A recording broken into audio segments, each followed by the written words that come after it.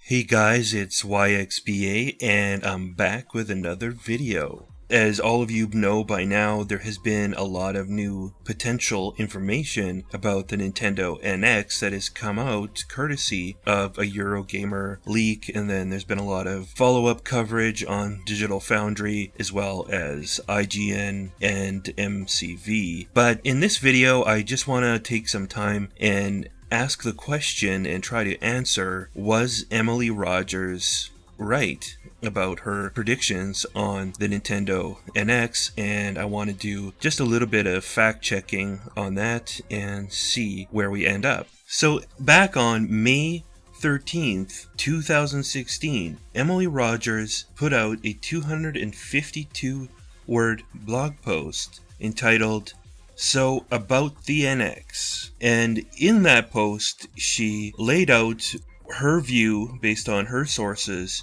on what the NX was going to be. Mostly, she talked about it from a processing power and system architecture standpoint. So here's what she said. "After speaking to 7 different people this week, I can say with confidence that this is false." And by this, she was referring to a NeoGAF post that was suggesting x86 architecture as well as other elements, but I think she was mostly referring to the x86 architecture. She continues, "NX is not using x86 architecture like PlayStation 4 and Xbox One. The NX has special custom-made chips, and the overall design of the hardware is very modern. The chips are industry-leading because they are very modern chips. But having modern chips doesn't necessarily mean Nintendo is aiming to create the most powerful hardware on the market. Furthermore, any NX rumors on Polaris chips and Polaris architecture are all wacky. There's a good reason why those rumors are wacky. In terms of raw power, numerous sources tell me that NX is much closer to Xbox One than PlayStation 4. Even that might be stretching it a tiny bit. Anyone who is claiming that NX is 2 times the power of PlayStation 4 GPU is being misled by their sources. Based on what I've heard, I don't believe the NX will compete directly with PS4K in raw power. There will be plenty of debates over the NX's specs because it's not so simple to directly compare 2 apples with x86 architecture to an orange that doesn't use x86 architecture. But everything that I've heard so far indicates the NX isn't going to blow away any of the consoles on the market today, except for the Wii U.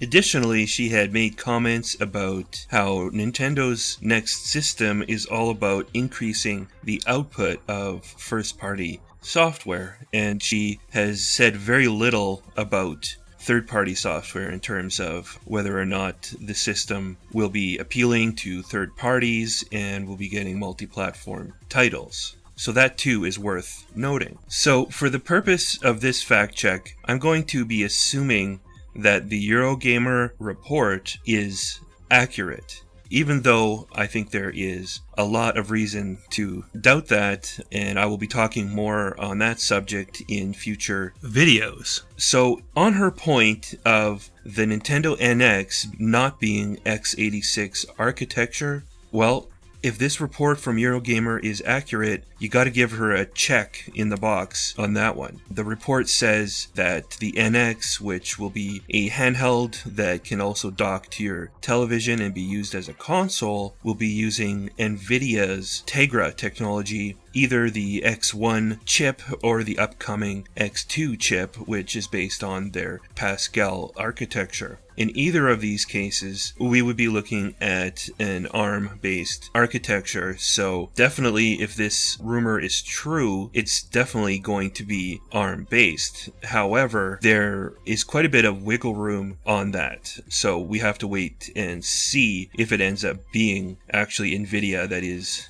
powering this device. because if memory serves me correct, and I actually double checked it and it does, they used placeholder Tegra chips in the 3DS dev kits early on, and Eurogamer actually ended up doing a story on it and tried to make the claim that the 3DS was going to be using NVIDIA chips, and that didn't turn out to be the case at all, because they ended up using a custom solution from a Japanese company and never ended up using NVIDIA at all. And even in this case, there's quite a bit of sentiment that this is a placeholder technology right now because it uses active cooling, which would be inappropriate for a mobile device. So there's something a little bit helter-skelter about that. On Digital Foundry, they mentioned that possibly NVIDIA's X2 would make more sense for this device. However, that chip too has some serious issues in terms of wattage. Typically,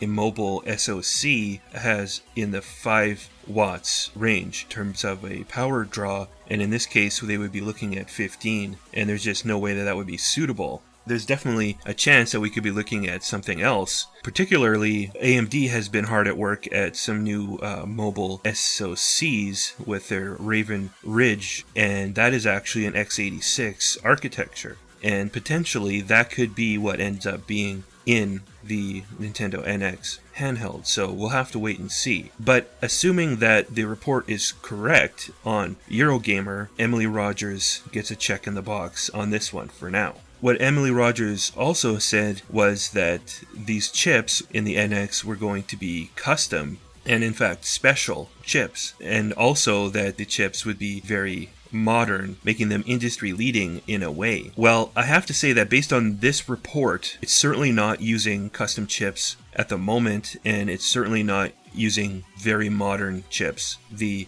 NVIDIA X1 chip is an older chip by today's standards, and you have to make some pretty big assumptions here in order to give Emily a check in the box on this one. You have to assume that the system will be using the X2 chip from NVIDIA, and that it would be so heavily modified as to become a special chip and a custom chip. So those are a couple of assumptions that we don't have, any kind of confirmation here. Right now, it looks as though she was incorrect about that piece of her rumor. Now, in terms of the system being about improving Nintendo's first-party software output, absolutely. She gets a check in the box on that one. Because this device was presented on Eurogamer as being basically Nintendo's one and only NX system that would double as a handheld and double as a console.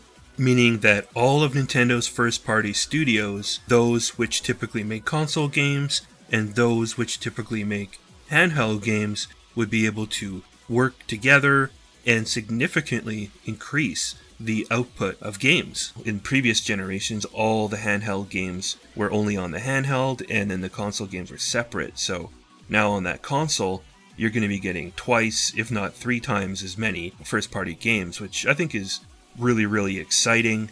And I think no matter how this ends up, personally, I still think there's going to be multiple different devices. But no matter how this ends up, I think that you are going to see that she is correct, that increasing first-party output is a huge part of Nintendo's future plans. Now, the final bit of fact-checking has to do with her assertion that the NX was going to be closest in power to the Xbox One. Well, that statement only makes sense if you're assuming that they are going to be using the X2 chips from NVIDIA and not the X1 chip. The X1 chip would not be monumentally more powerful than the Wii U. It would maybe be 50 to 100% more powerful, but it would be closest in power to the Wii U, not the Xbox One. But if they end up using the X2 chips, then they will be able to rival the Xbox One, if not the PS4, in terms of processing power. So I think that you have to give her an incorrect based on